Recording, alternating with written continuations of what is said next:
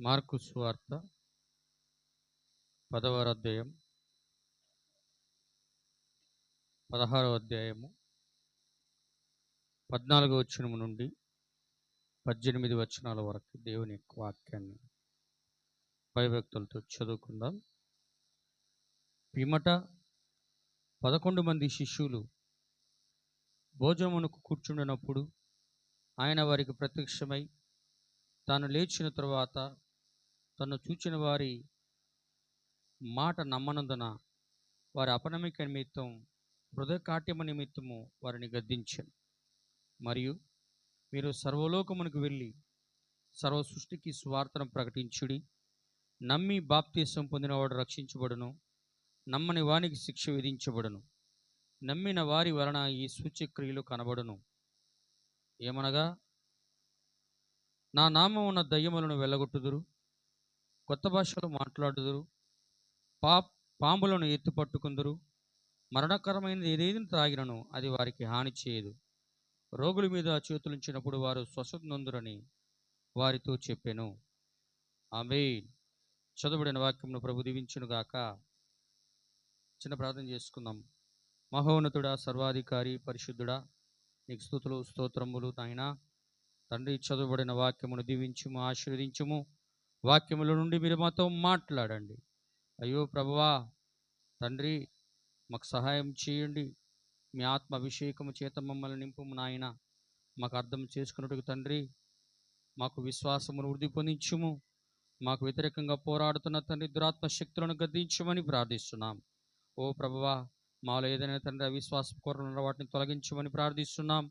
ఓ ప్రభువా, మీకు సన్నిధానములు తండ్రి అల్పుడును దీనుడును ప్రభువా, నన్ను తండ్రి పక్కకు తప్పుకుంటున్నా మీరే తండ్రి మీ సంఘంతో మాట్లాడమని మీ యొక్క పరిశుద్ధాత్మ నాయకత్వానికి మమ్మల్ని అప్పగించుకుంటున్నాం. మమ్మల్ని మేము తగ్గించుకుంటున్నాం ప్రభువా.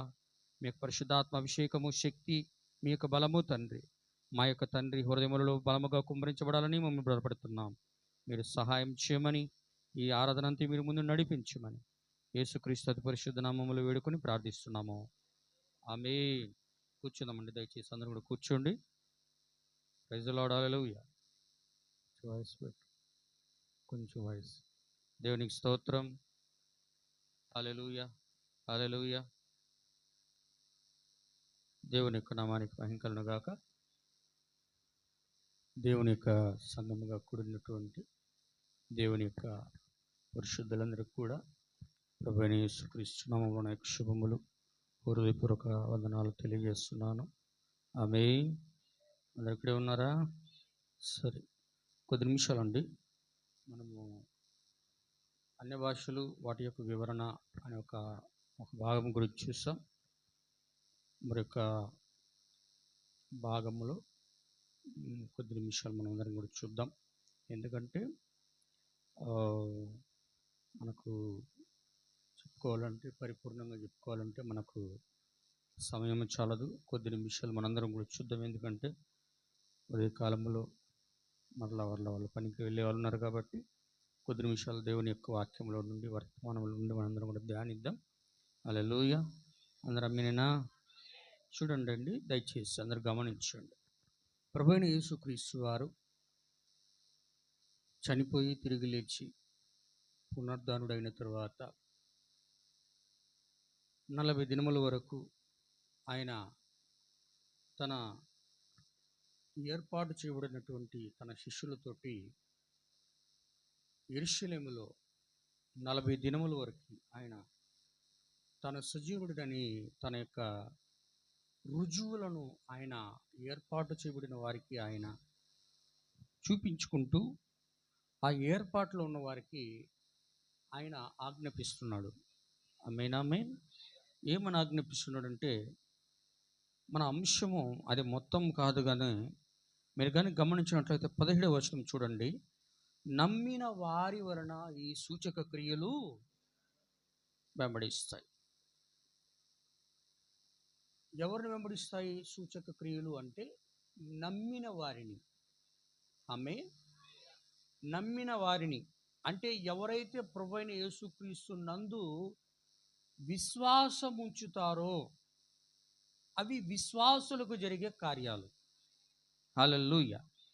నమ్మని వాళ్ళకి జరగవు, నమ్మే వాళ్ళకి మాత్రమే జరుగుతాయి. అందుకే నమ్ముట నీ వలన అయితే నమ్మువానికి సమస్తము సాధ్యమే. ఆమె నమ్మే వాళ్ళకి సమస్తం సాధ్యమే, అన్నీ జరుగుతాయి. కానీ నమ్మని వాళ్ళకైతే ఏదికి జరగదు. నమ్మని వారు ఎవరు అంటే అవిశ్వాసులు. హల్లెలూయా. అందుకే వారికి ఈ సూచక్రియలు కనబడతాయి. ఆ సూచక్రియలు ఏందో కింద అంటున్నాడు ఆయన. ఏమంటున్నాడంటే, వారు నా నామముల దయ్యములు వెలగొడతారు. హల్లెలూయా. నా నామమున అంటే అపోస్తలుడు దయ్యాలు వెలగొడతాడు, ప్రవక్త దయ్యాలు వెలగొడతాడు, సంఘ కాపరి దయ్యాలు వెలగొడతాడు, ఉపదేశకుడు దయ్యాలు వెలగొడతాడు, సువార్థికుడు కూడా దయ్యాలు వెలగొడతాడు. హల్లెలూయా. అక్కడ లేఖనం ఏమంటాడు? నమ్మిన వారి వలన ఈ సూచక్రియలు కనబడును.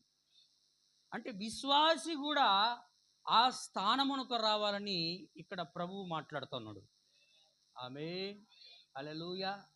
ఆదాము లోపల అపోస్తలుడు అనబడే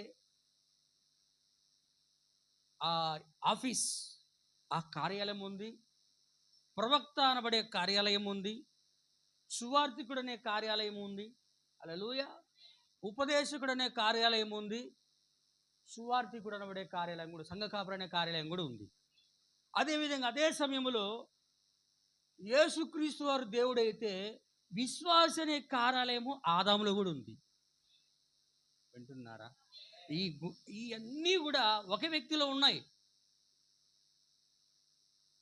హల్లెలూయా. కానీ సంఘములో కొన్ని కార్యాలను దేవుడు ఉంచాడు.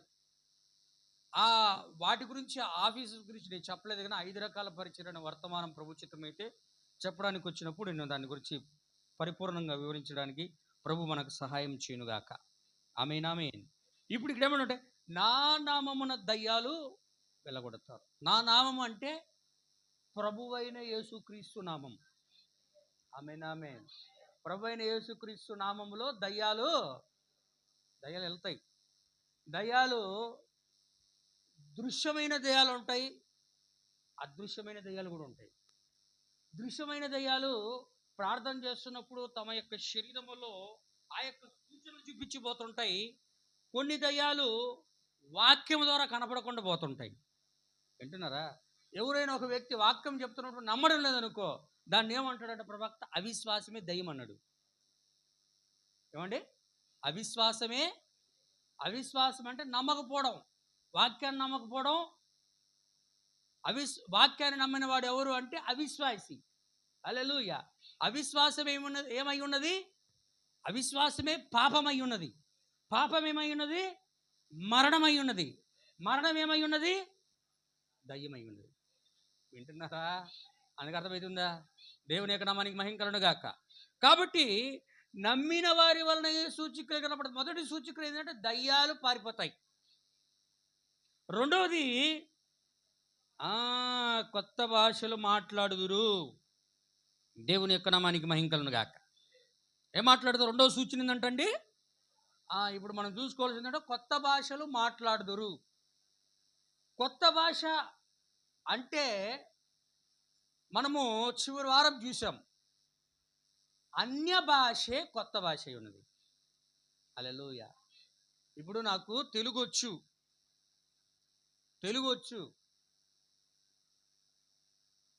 తెలుగు కాకుండా నాకు స్పానిష్ భాష తెలియదు. ఆ భాష ఏంటంటే నాకు కొత్త భాష. హల్లెలూయా. ఇంకా నాకు లాటిన్ తెలీదు, అది నాకు కొత్త భాష.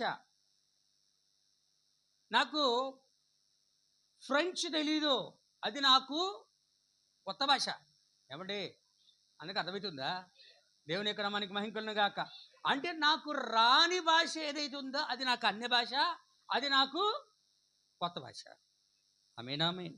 కాబట్టి ఇక్కడ విశ్వాసం వెంబడించే సూచన ఏంటంటే రెండవది కొత్త భాషలు మాట్లాడుట. ఈ కొత్త భాషలు మాట్లాడటానికి చెప్పబడిన మాట దేవుడు ఇక్కడ ఎందుకు రాయిస్తున్నాడంటే, ఆల్రెడీ ధర్మశాస్త్ర గ్రంథములో దేవుడు దీని గురించి ప్రవచించాడు.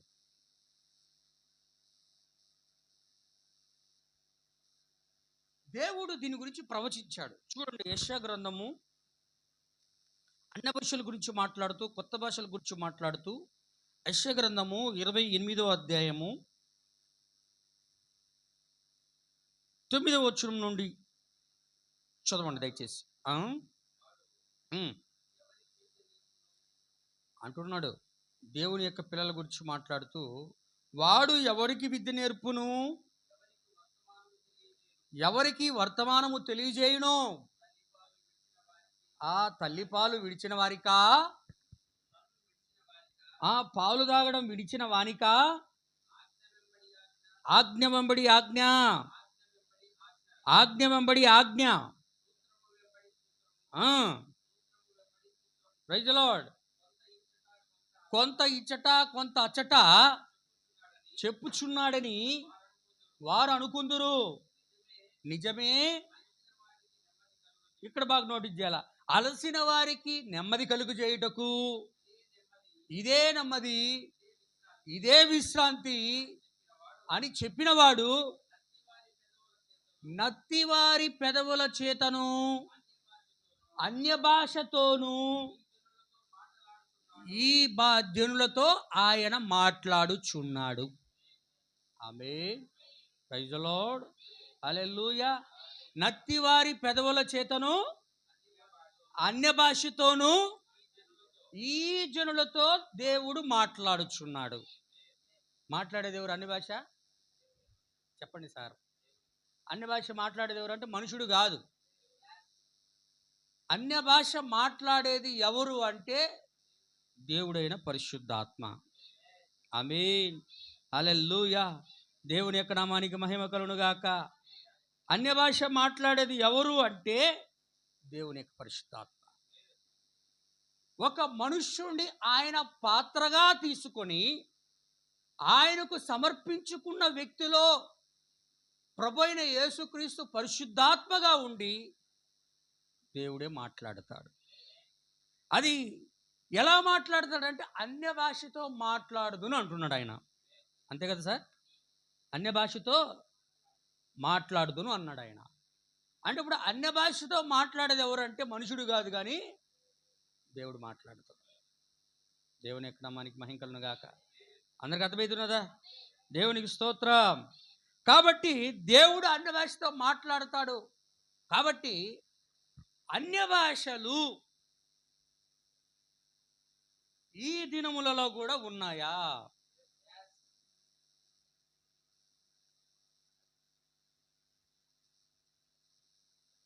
ప్రభువైన యేసుక్రీస్తు వారు చనిపోయి పునరుద్ధరణుడై పరమునకు ఆరోహణమైనప్పుడు వెళ్తూ ఉన్నప్పుడు చెప్పాడు ఈ విషయాలను కూడా ఆయన. ఈ సూచనలు విశ్వాసులు వెంబడిస్తాయని. ఆమేన్, ఆమేన్. అంటే విశ్వాసులు ఆ కాలంలోనే ఉన్నారా? ఈ కాలంలో లేరా అంటే ఈ 2000 సంవత్సరాల కాలంలో ఆయన విశ్వాసులు ఉన్నారు. ఆమేన్. ఈ 7 సంఘ కాలాల్లో ఆయన విశ్వాసులు అంటే ఆయన వాక్యాన్ని నమ్మే వాళ్ళు ఉన్నారు. ఆయన వాక్యాన్ని నమ్మే వాళ్ళు ఉన్నారంటే అవి యుగ సమాప్తి వరకు ఉండాలా. హల్లెలూయా. అంతేగాని మధ్యలో ఏదో ప్రొటెస్టెంట్ సంఘాలు వచ్చి వారి యొక్క బోధన తీసుకొచ్చి ప్రొటెస్టెంట్ సంఘాల్లో రుద్దినంత మాత్రాన, ప్రొటెస్టెంట్లు వాటిని లేవు అని చెప్పినంత మాత్రాన అయ్యేం ఆగిపోవండి. హల్లెలూయా. ఎందుకంటే ప్రొటెస్టెంట్స్ చెప్పినంత మాత్రాన ఏం ఆగిపోవాలని ఏం లేదు అక్కడ. దేవుడు తన వాక్యాన్ని రాయించినప్పుడు దేవుడే తన వాక్యమునకు సంతానవాదుకుడు ఆయన. హల్లెలూయా. ఇప్పుడు దేవుడే తన వాక్యమునకు సంతానవాదుకుడు అయినప్పుడు దేవుడే మాట్లాడుతున్నప్పుడు దేవుడే విశ్వాసంలో ఉండి మాట్లాడాలా. వాటిని లేవని చెప్పడానికి ఎవరు? అంతే కదా సార్? మాట్లాడేది దేవుడు అయితే మాట్లాడేది లేదని చెప్పడానికి నువ్వెవరు? ఎందుకంటే కొన్ని సంఘాలు మనం చూస్తే ఆయన సమాధానానికే కర్త, అల్లరికి కర్త కాదు. కాబట్టి మనం ఏం చేయకూడదు? చప్పట్లు కొడితే అల్లరైపోద్ది, కంజీరు కొడితే అల్లరైపోద్ది, డ్రమ్ము కొడితే అల్లరైపోద్ది, ఆమేన్ చెప్తే అల్లరైపోద్ది, ప్రైజ్ లార్డ్ చెప్తే అల్లరైపోద్ది, హల్లెలూయా చెప్తే అల్లరైపోద్ది. కాబట్టి మనం బిగుసుకొని చేతులు కూడా కొట్టకుండా సచ్చిన శవాల్లాగా నోరులు తెరిస్తే కూడా అల్లరైపోద్ది. పాడబాకండి పాటలు అని నేనంట. అంతే కదా సార్? మరి నోరు తెరిచి కూడా అల్లరే కదా, పాటలు పాడితే కూడా అల్లరే కదా. వాళ్ళ ఉద్దేశం అదే. మరి ఈ కోవకు చెప్తే చర్చ్ ఆఫ్ క్రైస్తవులు పాపం. మరి ఇది వారి ఒక రకమైన సిద్ధాంతం. రోమన్ క్యాథలికులది ఎలా సిద్ధాంతమో ప్రతి సంఘమునకు ఒక సిద్ధాంతం ఉన్నదండి. హల్లెలూయా. కానీ దేవుడు ఎన్నడూ కూడా సిద్ధాంతంలో ఉండడు. ఆయన తన వాక్యములో ఉంటాడు. హల్లెలూయా. కాబట్టి ఇక్కడ ఏమంటున్నాడంటే, మీకు కొన్ని సంగతులను కొంచెం 10 నిమిషాలు లేట్ అయినా కూడా ఓపికగా గమనించండి. నేను 12 గంటల లోపల ప్రభు చిత్తమైతే ముగించడానికి ప్రయత్నిస్తా. మీరు గమనించండి నా ప్రియమైన సహోదరి సహోదరులారా. నేను అన్య భాషతో మనుషుల ద్వారా మాట్లాడదని చెప్పిన ఆయన ఇక్కడ అంటున్నాడు. చూడండి ఏమంటున్నాడంటే, అసలు అన్య భాషలు ఎప్పుడు మాట్లాడతారంటే దేవుని యొక్క పరిశుద్ధ ఆత్మ నిజమైన బాప్తిసమును తీసుకుని ఉన్న వ్యక్తుల మీదకి దిగి వస్తాడు. ఆయన ఎప్పుడు దిగి వస్తాడు సార్? ఆయన నిజమైన క్రైస్తవ బాప్తిసం తీసుకున్న వాళ్ళ మీదకి దిగి వస్తాడు. ఆయన నిజమైన క్రైస్తవ బాప్తిసం ఏంటంటే, ఆదిలో మీరు మారు మనసు పొంది పాపక్షమాపణ నిమిత్తం మీలో ప్రతి వాడు ప్రభువైన యేసుక్రీస్తు నామమున బాప్తిసం పొందుడి, అప్పుడు మీరు పరిశుద్ధాత్మన వరమును, అంటే పరిశుద్ధాత్మ వరముగా దిగి రావాలంటే హల్లెలూయా ఏం చేయాలా? ఖచ్చితంగా క్రైస్తవ బాప్తిసం తీసుకోవాలి. ఆదిలో ఉన్న క్రైస్తవ బాప్తిసమే తీసుకోవాలా. అప్పుడు ఆయన వరముగా దిగి వస్తాడు. 2:38 అపొస్తలుల కార్యంలో. నువ్వు వాడు తీసుకోకుండా రాడా అంటే వస్తాడు. అది కూడా వస్తాడు. ఎట్లా వస్తాడు కూడా వర్తమానాల్లోనూ బైబిల్ గ్రంథంలో చెప్పాడు. ఆయన ఎలా అన్నాడు సార్? యోవేలు గ్రంథంలో నేను సర్వజనుల మీద, సర్వ శరీరుల మీద నా ఆత్మను కుమ్మరించెదను అన్నాడా? సర్వజనుల మీద అంటే నేను క్రైస్తవుని చెప్పుకునే ప్రతి వారి మీద ఏం చేస్తాడంట? ఆయన నా ఆత్మను కుమ్మరించెదను. వారు ఏం చేస్తారు సార్? వారు ప్రవచిస్తారు, దర్శనాలు చూస్తారు, కళలు చూస్తారు, హల్లెలూయా, అద్భుతాలు చేస్తారు, సూచక్రియలు చేస్తారు, మహత్కారాలు చేస్తారు, ఇక ఏవేవో చేస్తారని యోవేలు గ్రంథం 2వ అధ్యాయంలో రాయబడి ఉంది. ఆమేన్, హల్లెలూయా. కానీ నిజమైన క్రైస్తవ బాప్తిసం ఎలా అంటే 2:38 ప్రకారం తీసుకుంటే ఆయన పరిశుద్ధాత్మ వరముగా విశ్వాసుల మీద కుమ్మరించబడతాడు. ఆయన ఆమేన్. దేవుని యొక్క నామానికి మహిమ కలుగును గాక. ఆయన పరిశుద్ధాత్మగా కుమ్మరించబడినప్పుడు కొన్ని సందర్భాల్లో నేను అన్య భాషలు మాట్లాడి చూపించిన తర్వాత నేను దేవుని యొక్క వాక్యంలోకి వెళ్తాను. చూడండి అపొస్తలుల కార్యం 2వ అధ్యాయం. ఎప్పుడు వారి మీదకి పరిశుద్ధాత్మ దిగి వస్తే అన్ని భాషలు మాట్లాడారు గమనించండి. 2:1-4 దాకా చదవండి. అపొస్తలుల కార్యం 2వ అధ్యాయం 1-4 దాకా. 50వ దినము, పెంతెకోస్తు దినం అంటే 50వ దినమైనటువంటి ప్రభువైన యేసుక్రీస్తు వారు చనిపోయిన 40 దినముల తర్వాత 41వ దినం నుండి 50వ దినం వరకు, పెంతెకోస్తు దినం వరకు ఆ యొక్క యెరూషలేము మేడగదిలో జాన్ మార్క్ వాళ్ళ ఇంట్లో ఆ యొక్క సంఘముగా ఉన్నటువంటి యేసు ప్రభు వారి యొక్క శిష్యులందరూ కూడా యెరూషలేము మేడగదిలో మీరందరూ కూడా కనిపెట్టుకుని ప్రార్థన చేయండి, తండ్రి వల్ల వాగ్దానం పొందినాన్ని పొందుకోవడానికి అని చెప్పినప్పుడు ఆ వాగ్దానం కొరకు వాళ్ళందరూ కూడా మేడగదిలో ప్రార్థన చేస్తూ ఉన్నారు. ఆమేన్, ఆమేన్. ఎప్పుడైతే వాళ్ళు ప్రార్థన చేస్తూ ఉన్నారో ఆ పెంతెకోస్తు దినమందు 50 దినమందు ఏం జరిగింది? వేగముగా వీచు బలమైన గాలి,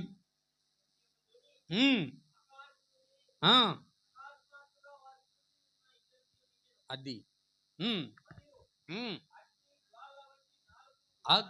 అగ్ని జ్వాలలుగా ఆ యొక్క గాలి ఏమైందంటే అగ్ని జ్వాలలుగా ముక్కలుగా విడగొట్టబడి ఆ, ఉమ్. వారిలో 120 మంది ఉంటే 120 మంది మీద ఒక్క అగ్నిస్తంభం ఏంటంటే 120 ముక్కలుగా విడిపోయి వాళ్ళ మీద వాలింది. హల్లెలూయా. ఎప్పుడైతే వాళ్ళ మీద వాలిందో వారు అన్ని భాషలతో మాట్లాడటం మొదలుపెట్టారు. చదవండి, కింద చదవండి ఏమంటున్నాడు. ఉమ్. అందరూ పరిశుద్ధాత్మతో నిండిన వారై ఆ ఆత్మ, హల్లెలూయా, ప్రైజ్ ది లార్డ్, ఆమేనేనా. అంటే వాళ్ళకి పరిశుద్ధాత్మ ఎప్పుడైతే వాళ్ళ మీదకి దిగి వాళ్ళలోనికి వచ్చిందో ఇప్పుడు అప్పుడు వాళ్ళు అన్న భాషలతో మాట్లాడుతున్నారు. అంటే అంతకుముందు ప్రార్థన చేస్తున్నారు. అంతకుముందు వాళ్ళ మీదకి పరిశుద్ధాత్మ దిగిరానంత వరకు వాళ్ళు మాట్లాడలేదు. వింటున్నారా? హల్లెలూయా. ఎప్పుడైతే దిగి వచ్చిందో వాళ్ళు మాట్లాడుతున్నారు. అంటే మాట్లాడుతున్నది వారు కాదు, వారిలో ఉన్న పరిశుద్ధాత్మ. ఆమేన్. వారిలోనికి వచ్చే పరిశుద్ధాత్మ అన్ని భాషలతో మాట్లాడతారు. పరిశుద్ధాత్మ దిగి వస్తేనే అన్ని భాషతో మాట్లాడతారు. వింటున్నారా? ఏమండి? పరిశుద్ధాత్మ దిగి వస్తేనే అన్ని భాషతో మాట్లాడినారు. రెండోది చూడండి, అపోస్తలుల కార్యం 10వ అధ్యాయం. ఇక్కడ జరుగుతున్న సంఘటన పెంతెకోస్తు దినమందు.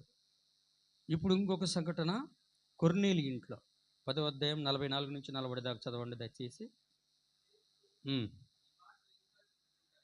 పేతురుని పిలిపించుకొని వర్తమానమును వినమని దేవుని యొక్క పరిశుద్ధాత్మ కొర్నేలితో చెప్పినప్పుడు, కొర్నేలి పేతురు గారుగా నీ పిలిచి ఆయన ఒక వర్తమానము వారి ఇంటి వారు ఆయన బంధువులందరూ కూడా వింటున్నారు. ఆమేన్. వింటున్నప్పుడు ఆయన వర్తమానము బోధిస్తున్నప్పుడే ఎవరు? అపోస్తలుడైన పేతురు గారు, పరలోక రాజ్యపు తాళపు చెవులు కలిగి ఉన్న ఆయన. ఆమేన్. ఆయన మాట్లాడుతూ ఉన్నప్పుడే ఏం జరిగిపోయిందండి? ఆయన వాక్యం వినిన వారందరికీ పరిశుద్ధాత్మ దిగెను.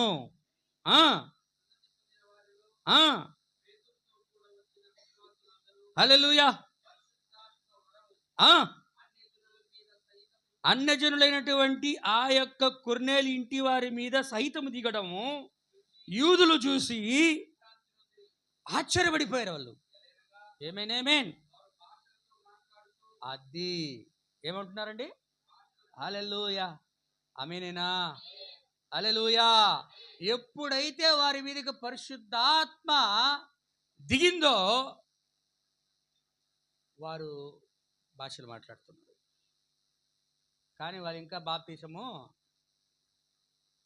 ప్రభువైన యేసుక్రీస్తు నామములో బాప్తీసము పొందుకోలే. బాప్తీసం పొందుకోకుండానే పరిశుద్ధాత్మను పొందుకున్న వాళ్ళు. ఏమండి?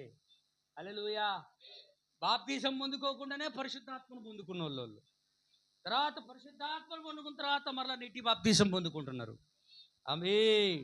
అంటే పరిశుద్ధాత్మ దిగిన వెంటనే వాళ్ళు అన్ని భాషలతో మాట్లాడారని దేవుని యొక్క వాక్యం అంటాను. ఇంకొక వచనం చూడండి, అపోస్తలుల కార్యంలో 19వ అధ్యాయంలో మీరు చూస్తే ఒక అడ్వకేట్, ఎవరండి ఏమంటారు, క్షమించండి, ఆ న్యాయాధిపతి కాదు, న్యాయవాది, లాయర్, ఎవరు? అపోల్లో. అక్కడ ఉన్నాడు. అక్కడ ఒక తర్కం ఉన్నది. ఆ తర్వాత పరిశుద్ధాత్మను గురించి అపోస్తలుడైనటువంటి పౌలు గారు మాట్లాడినప్పుడు, అందరూ ఇక్కడే ఉన్నారా? హల్లెలూయా. మాట్లాడినప్పుడు అక్కడున్న వాళ్ళందరూ కూడా పరిశుద్ధాత్ముడు ఉన్నాడన్న సంగతే మాకు తెలియదు అని పౌలు గారితో చెప్తే, అయితే మీరు పరిశుద్ధాత్మ బాప్తిసం పొందుకోవాలంటే మీరు ఏం చేయాలంటే యోహాను బాప్తిసం, ఇక్కడ యోహాను బాప్తిసము మారు మనసుకు సంబంధించిన బాప్తిసం. ఆమేన్. పాప క్షమాపణ కాదు, మారు మనసుకు సంబంధించిన బాప్తిసం అది. హల్లెలూయా. ఆ బాప్తిసం ఇక్కడ చల్లదు. మీరు ఏం చేయాలంటే ఇప్పుడు మరలా ప్రభు అయిన యేసుక్రీస్తు నామమున బాప్తిసం పొందాలని బాప్తిసం తీసుకున్న వాళ్ళకి మరలా బాప్తిసం ఇచ్చారు ఇక్కడ. హల్లెలూయా. బాప్తీసం పొందుకున్న వాళ్ళు మరలా రెండోసారి ఏమయ్యారు? ఇక్కడ మరలా బాప్తీసం పొందుకున్నారు రెండోసారి. ఎలా పొందుకున్నారు అంటే ప్రభు అయిన యేసుక్రీస్తు నామములో బాప్తీసం పొందారు. హల్లెలూయా. ఎందుకు వాళ్ళు పొందారంటే క్రీస్తు యేసే మూలరాయి అయి ఉండగా అపోస్తులు ప్రవక్తలు వేసిన పునాది మీద మనము కట్టబడుచున్నాము అన్నాడు పౌలు గారు. హల్లెలూయా. ఇప్పుడు ఆ వాక్య లేఖనాన్ని బట్టి ఇక్కడ ఏమవుతున్నదంటే ప్రభు అయిన యేసుక్రీస్తు నామములో బాప్తీసం పొందారు. చదువు బ్రదర్, అక్కడ 1వ వచనం నుండి 7 దాకా చదవండి. అపోస్తుల కార్యం.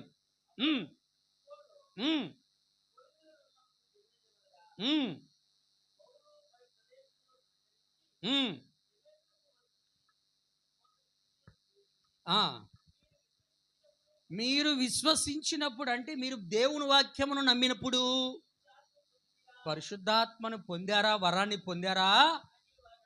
Praise the lord. వారు అసలు పరిశుద్ధాత్మ ఉన్నాడనే సంగతి మాకు తెలియదు సార్ అన్నారు పౌలు గారితో.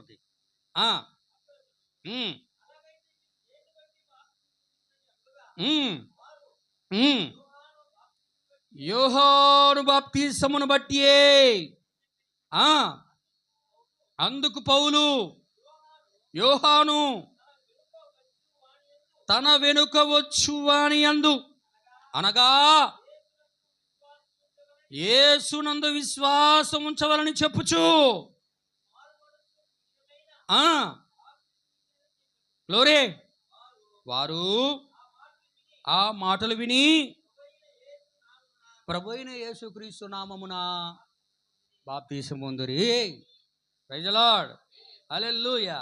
ఇప్పుడు ప్రభు అయిన యేసుక్రీస్తు నామమున బాప్తీసం పొందిన తర్వాత అపోస్తలుడైన పౌలు గారు ఏం చేస్తుందంటే అపోస్తలుడైన పేతురు గారిలో ఎలా పరిశుద్ధాత్మ వరం ఉన్నదో అపోస్తలుడైనటువంటి పౌలు గారిలో కూడా పరిశుద్ధాత్మ వరం ఉన్నది. ఆమేన్. ఎందుకంటే ఆయన అపోస్తలుడు, ఈయన అపోస్తలుడే. హల్లెలూయా. ఈయన ఏదైతే బోధించాడో పేతురు గారు, పౌలు గారు కూడా అదే బోధించాడు. హల్లెలూయా. ఇప్పుడు పేతురు గారు సమరయలో ఉన్న వారి మీద ఏ విధంగా హస్త నిక్షేపణ చేసి పరిశుద్ధాత్మను పొందవాలని తీసుకుని వచ్చాడో ఇక్కడ పౌలు గారు కూడా కొరింథీలో ఉన్న వారి దగ్గరికి వచ్చి ఆయన యేసుక్రీస్తు నామములో బాప్తిసం ఇచ్చిన తర్వాత వారు తలల మీద చేతులుంచి హస్త నిక్షేపణ చేసినప్పుడు పౌలు గారిలో ఉన్న పరిశుద్ధాత్మ బాప్తిసం పొందిన వారి మీదకి దిగినప్పుడు వారు కూడా అక్కడ అన్య భాషలతో మాట్లాడుతున్నారు. ఆమేన్. చదువయ్యా, చదువు అక్కడ కింద చదవండి దయచేసి. 6, 7 2 వచనాలు చదవండి బ్రదర్. అపోస్తలుడైన పౌలు గారు ఆ బాప్తిసముల మీద చేతులు ఉంచగా పరిశుద్ధాత్మ వారి మీదికి వచ్చెను. అప్పుడు వారు భాషలతో మాట్లాడుటకును ప్రవచించుటకును. Praise the lord. ఆమేన్. అందరమేనా? హల్లెలూయా. అంటే ఎప్పుడైతే ఆయన చేతులు ఉంచాడో పరిశుద్ధాత్మ వరంగా వాళ్ళ మీదకి ఎప్పుడైతే ఆయన దేవుని యొక్క పరిశుద్ధాత్మ దిగి వచ్చిందో అప్పుడు వాళ్ళు ఏం చేస్తున్నారంట? అన్ని భాషలు మాట్లాడటకు ప్రవచించడానికి మొదలుపెట్టారు. అంటే దేవుని యొక్క పరిశుద్ధాత్మ వస్తే ప్రవచిస్తారు, అన్ని భాషలు ప్రవచిస్తారు, అన్ని భాషలు మాట్లాడు. చివరి వారంలో కూడా మనం చూసాం కృపావరములు నానా విధములుగా కలవు. హల్లెలూయా. ఆ 9 వారాలను మనం చూసాం. ఏమండి? కాబట్టి ఇప్పుడు ఇది పరిశుద్ధాత్మ దిగి వస్తేనే క్రైస్తవ బాప్తిసం తీసుకున్నప్పుడు మాత్రమే దేవుడు పరిశుద్ధాత్మగా విశ్వాసంలోనికి దిగి వచ్చి ఆయన అన్ని భాషలు మాట్లాడతాడు. హల్లెలూయా. అది ఎప్పుడు నుండి ఉన్నదంటే సంఘము ప్రారంభము నుండి ఉంది.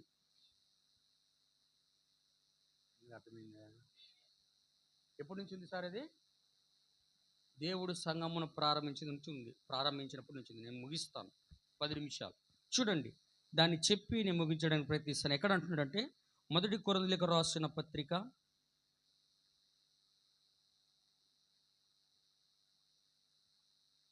12వ అధ్యాయము 28 నుండి 30 వచనాల వరకు చదవండి. అందరు నోటీస్ చేసుకోండి, గమనించుకోండి. మళ్ళీ కావాలంటే ఇంట్లో కూడా చదువుకోవచ్చు. మరియు దేవుడు సంఘములో మొదట అంటే ప్రారంభములో మొదట కొందరిని ఏం గాను అపోస్తలుగాను అపోస్తలుగాను కొందరిని ప్రవక్తలుగాను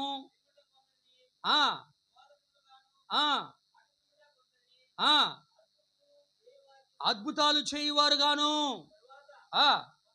కొందరిని స్వస్థపరచు కృపావరములు గలవారిగాను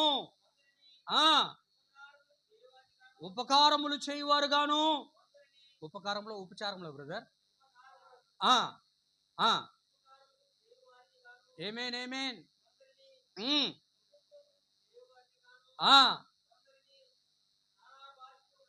నానా భాషలు మాట్లాడు వారిగాను నియమించెను.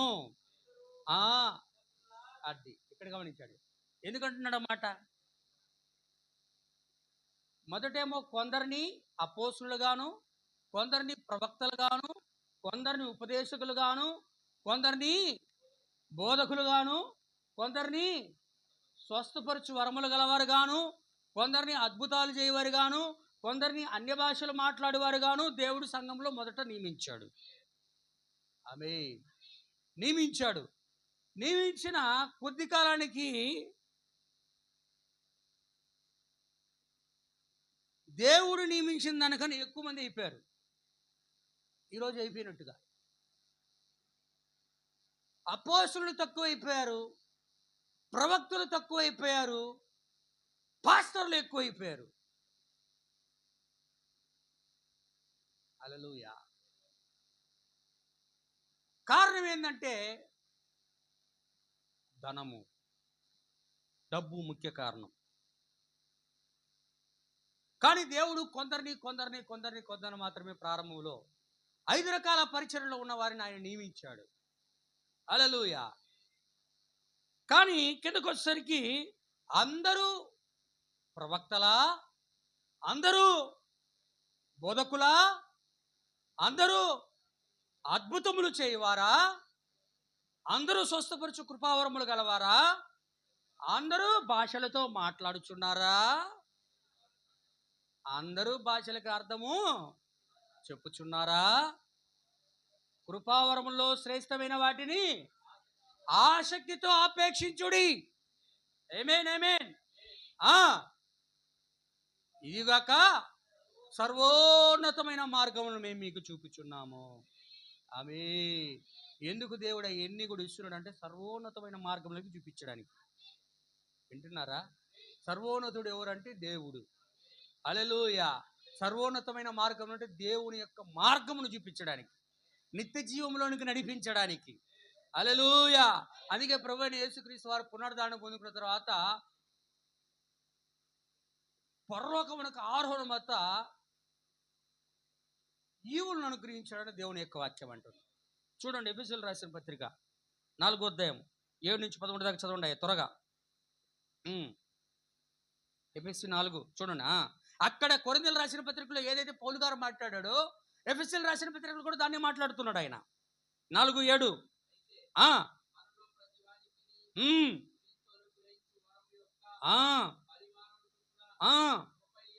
కృప ఇవ్వబడింది మనలో ప్రతి వానికి.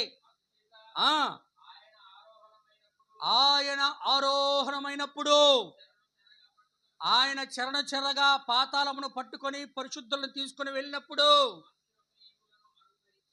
ఆమేన్.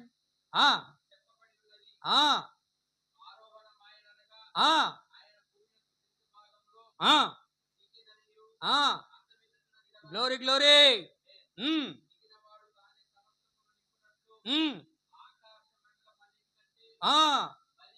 మరీ పైకి వెళ్ళిపోయాడు ఆయన. ఎన్నో పరిమాణంకి వెళ్ళిపోయాడు ఆయన. ఎన్నో పరిమాణానికి తీసుకెళ్ళిపోయాడు పాత నిబంధన పరిశుద్ధులందరినీ. చెప్పండి సార్. హల్లెలూయా. దేవుని యొక్క నామానికి మహిమ కలుగును గాక. మొదటి పరిమాణం ఏంది? వెలుగు. రెండో పరిమాణము పదార్థము. మూడో పరిమాణం ఏంది? కాలము. మనం ఉన్నదే. హల్లెలూయా. 3 పరిమాణంలో మనం ఉన్నాం. వెలుగు, పదార్థము, కాలము. 3 పరిమాణంలో మనం ఉన్నాం. 4వ పరిమాణము సైన్స్, విజ్ఞానము. 5వ పరిమాణము పాతాళము. 6వ పరిమాణము పరిశుద్ధులు, దేవుని యొక్క పాదముల దగ్గర ఉన్నటువంటి బలిపీఠం ఉన్న స్థలం. హల్లెలూయా. 7వ పరిమాణము దేవుడు ఉన్న లోకము. ఆమేన్.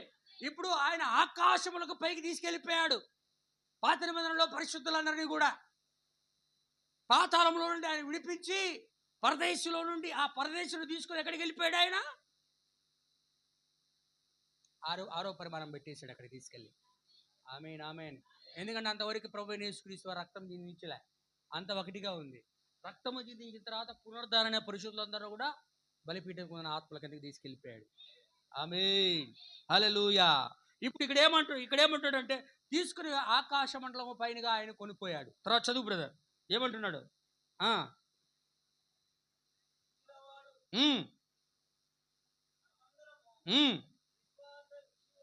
ఇక్కడ బాగా నోటీస్ చేయండి. ఇక్కడ ఏమంటున్నాడంటే మనము అందరము. ఎన్నో వచ్చినాం బ్రదర్? 11. మీరు 10 నుంచి చదవండి దయచేసి.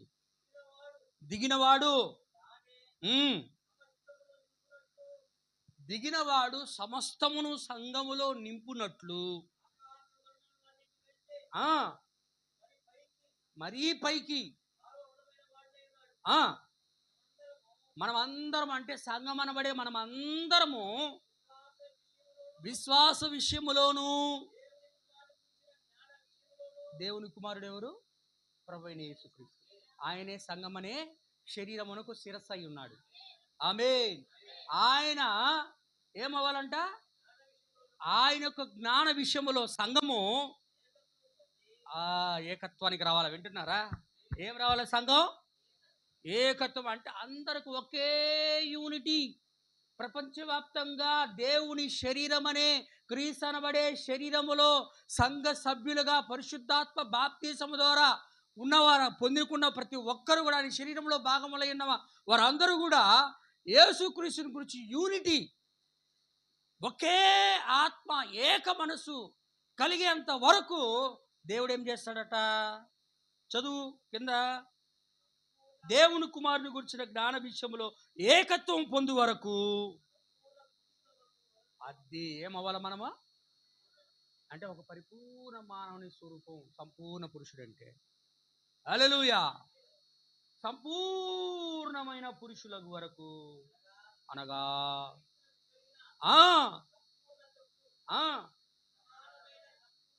యేసుక్రీస్తు ఎలా ఉన్నాడో అలాగా మనం సిద్ధపడాలి భూమి మీద.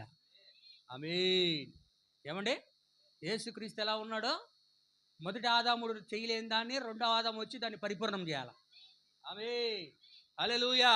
ఇప్పుడు యేసుక్రీస్తు ఏదైతే ఉన్నాడో, క్షమించండి, మొదటి ఆదాము పాపము చేయకముందు ఏదైతే ఉన్నాడో దాన్ని అదే స్థానములోనికి ప్రభువైన యేసుక్రీస్తు వారు తీసుకొచ్చేంత వరకు సంఘములు ఏం చేస్తాడంట?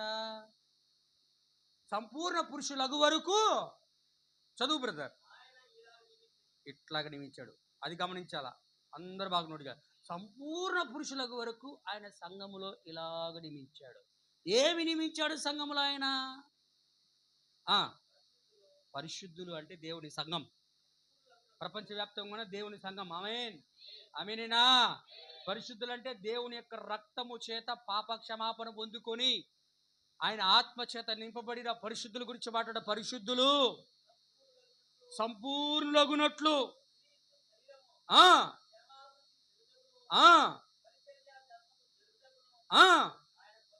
ఆయన కొందరిని అది ప్రైజ్ ది లార్డ్, అది ఉపదేశకులుగా నియమించాను. మనం ఇక మీదట పసిపిల్లలమై ఉండి దొంగ బోధలు బోధించే వాళ్ళ మాయ మాటల చేత మోసపోకుండా, వంచనతోని, తప్పుడు మార్గములకు లాగు, కుయుక్తితోనూ కల్పించబడిన కల్పనా కథల వైపు పరిగెత్తి వెళ్ళిపోకుండా ఉన్నట్లు ఏం చేస్తాడంట?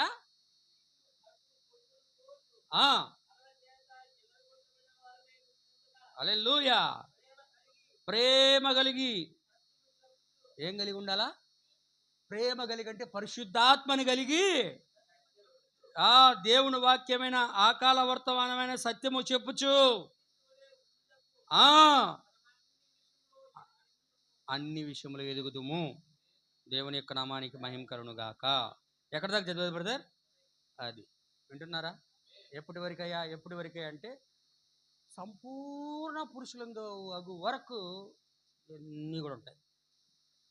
అపోస్తులు ఉంటారు, ప్రవక్తలు ఉంటారు, ఏమండి, ఉపదేశకులు ఉంటారు, కాపర్లు ఉంటారు, సువార్థికులు ఉంటారు. వీళ్ళందరూ కూడా ఎప్పటి వరకు ఉంటారంటే దేవుని యొక్క సంఘము సంపూర్ణ పురుషులయ్యి దేవుని కుమారుని జ్ఞానము పొందుకునేంత వరకు. ఆమె ఇలా ఉండాలని దేవుడు సంఘములో ముందుగా నిర్ణయించాడు.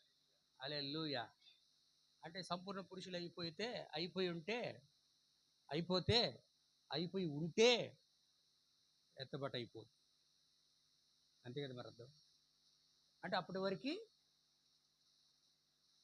అపోస్తులు ఉంటారు, ప్రవక్తలు ఉంటారు, ఉపదేశకులు ఉంటారు, సువార్థికులు ఉంటారు, కాపరులు ఉంటారు, స్వస్థత వరాలు ఉంటాయి, అద్భుతాలు ఉంటాయి, మహత్కార్యాలు ఉంటాయి, సూచక్రియలు ఉంటాయి, అన్ని భాషలు మాట్లాడడం ఉంటుంది, దానికి అర్థం చెప్పడం కూడా ఉంటుంది. ఇవన్నీ కూడా సంఘం యొక్క క్షేమం కొరకే.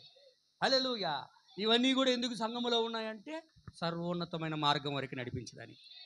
ఆమె కానీ ఇంకా నేను మెసేజ్ చెప్పలే. ఇంకా అసలు అన్య భాషలు ఎందుకు దేవుడు సంఘములో ఉంచాడు అనే దాని గురించి ప్రభు చిత్తమైతే ఒక వర్తమానం చెప్పడానికి ఇష్టపడుతున్నా. చెప్పబడిన వాక్యమును ప్రభు దీవించును గాక. ప్రభు మనందరూ కూడా ఆశీర్వదించును గాక. ప్రార్థన చేసుకుందాం.